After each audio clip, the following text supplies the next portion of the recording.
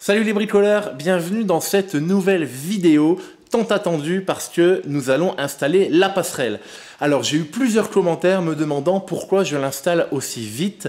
Alors il y a pour deux raisons. La première, c'est pour acheminer le matériel parce que là on va devoir acheminer les plaques de placo. Je suis à l'envers et là on a la cage d'escalier qui tourne.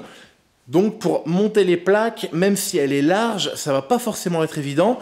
L'idéal, c'est quand on aura la passerelle, on va pouvoir accéder directement du jardin à la maison et ça va être en ligne droite. Donc ce sera beaucoup plus simple pour apporter les matériaux et notamment les plaques directement à l'étage. Ce sera bien plus simple.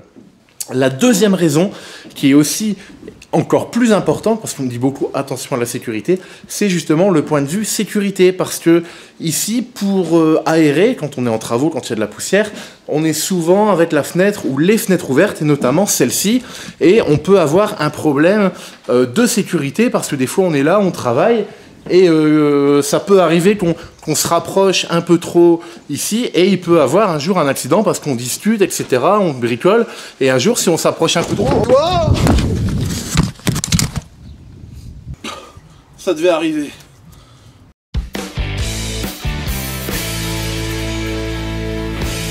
On a tout le matos qui vient de Schnorr, hein, Bilout.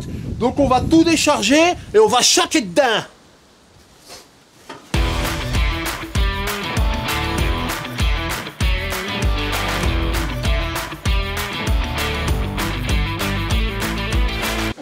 Dans un premier temps, l'idée c'est de fixer cette partie-là. Donc elle vient en appui sur le seuil de porte et elle vient se fixer aussi avec 4 vis qui viennent directement dans la maçonnerie. J'ai choisi de faire du scellement chimique avec des tiges filetées de 12. Donc on va percer, mettre le scellement chimique, mettre les tiges filetées de 12. Elle va venir en appui sur le seuil et on va bien évidemment la mettre de niveau. Et ensuite, on va la fixer avec les tiges filetées. Une fois que celle-là sera en place, il va être très simple après de mettre les deux longerons pour aller jusque derrière en contrôlant la planéité. C'est parti.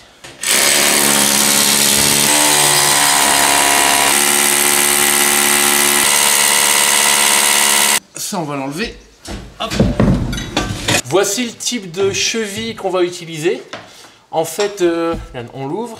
Donc, on va faire le trou à la dimension de cette cheville, donc on perce au 20, on nettoie le trou, on insère cette cheville qui est grillagée, je ne sais pas si tu vois bien, et à l'intérieur on va venir injecter du scellement chimique, et en fait il va sortir par tous les orifices là, du petit grillage, et il va se diffuser dans le matériau pour créer justement une prise, une très bonne prise du coup, et on va en mettre 4 comme ça. Et en plus, on a la petite lèvre qu'on avait fabriquée. Alors, je sais pas si tu vois, c'est un peu lourd. Là, on a une petite lèvre en plus qui vient en appui sur le seuil de porte. Donc, autant dire que ça va être bien costaud. On enchaîne avec les trous.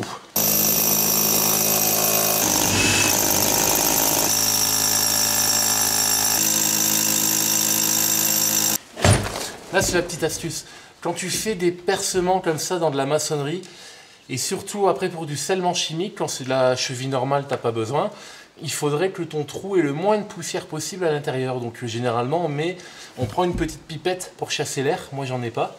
Donc on va utiliser la bouteille. En fait, on met le trou de la bouteille en face du trou qu'on vient de faire et on appuie. Faut pas laisser ses yeux devant parce que tu en prends plein dans l'œil. Hop. Et ça chasse la poussière qu'il y a dans ton trou. Je ne connaissais pas celle-là. Hein. Alors, hop, on prépare les chevilles, le scellement chimique. On va tout préparer parce que ça sèche très très vite. Donc on prépare tout le matériel. Hop. On prépare nos tiges filetées. Alors moi je dis c'est des chevilles, apparemment on appelle ça des tamis. Donc on va les insérer. Une fois que nos trous sont nettoyés. En fait, quand on va pousser l'ensemble, dans la canule, il va avoir une sorte de mélange parce qu'il y a comme un petit truc hélicoïdal, un petit hélicoptère qui fait que ça se mélange. Donc il ne faut jamais utiliser les premiers millimètres parce que le mélange n'est pas bien fait. Donc on va le déposer là sur notre chiffon. Tac. Je sais pas si tu vois. Là, non, on va le laisser comme ça. Et les premiers millimètres, on voit hein, que c'est pas forcément bien mélangé. Et ensuite, on a le bon, on voit, hein, ça doit être, la couleur doit être homogène. Et là, on l'insère dans le fond. Elle en bouffe beaucoup, elle.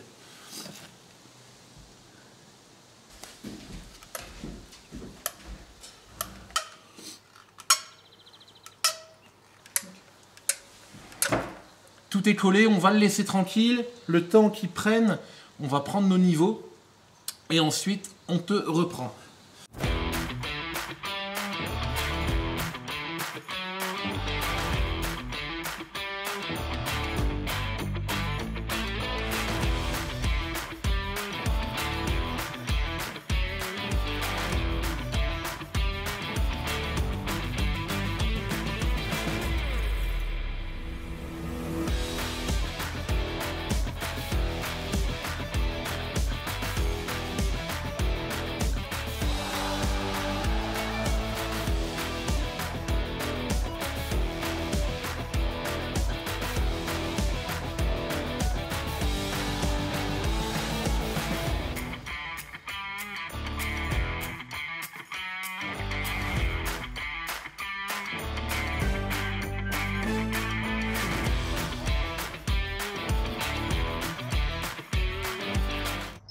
Bah quoi?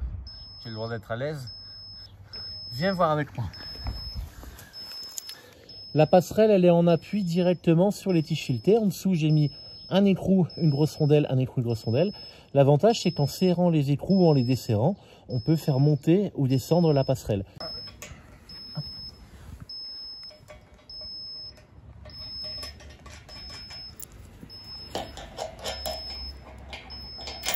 Hop là. Mettre ça derrière, hop là, hop, rondelle écrou, hop, ici, hop, je mets ça à blanc,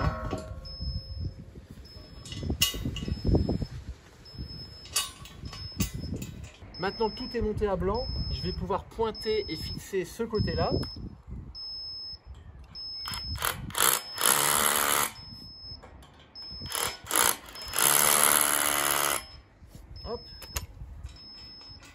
On démonte.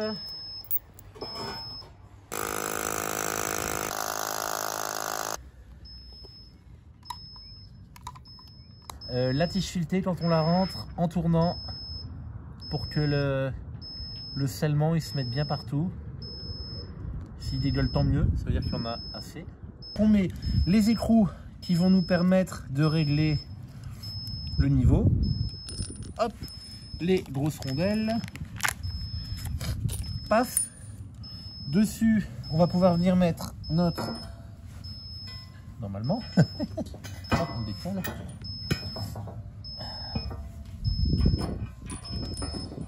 Voilà, et on va remettre voilà comme ça, notre scellement chimique il peut prendre tranquille.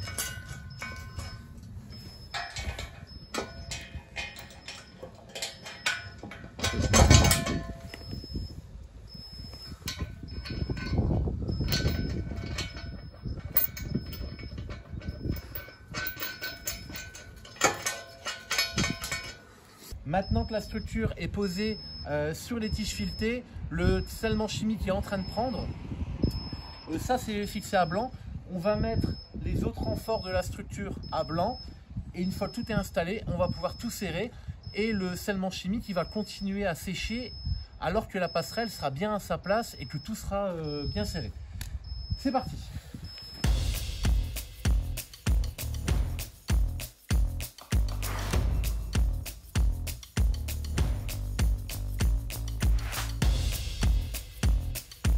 On se retrouve sur un autre point de vue parce que de l'autre côté on voyait plus grand chose. Qu'est-ce qu'on a fait? Parce qu'on a J'ai pas beaucoup parlé parce qu'au final, il n'y a pas grand chose à dire. Là, la passerelle est installée, regarde, on voit hop, son armature. Maintenant que l'armature est faite et qu'elle est toute montée à blanc, comme je disais tout à l'heure, sur les structures mécaniques, on ne serre pas la première vis, la deuxième, la troisième. On insère toutes les vis, on met leurs écrous, mais on les laisse libres pour qu'elles puissent bouger et pour qu'on puisse tout insérer correctement. Maintenant que tout est inséré, les vis sont mises, on va maintenant visser chaque vis au couple de serrage. Je n'ai pas toutes les dynamométriques, hein, je serre simplement à fond pour que tout soit nickel.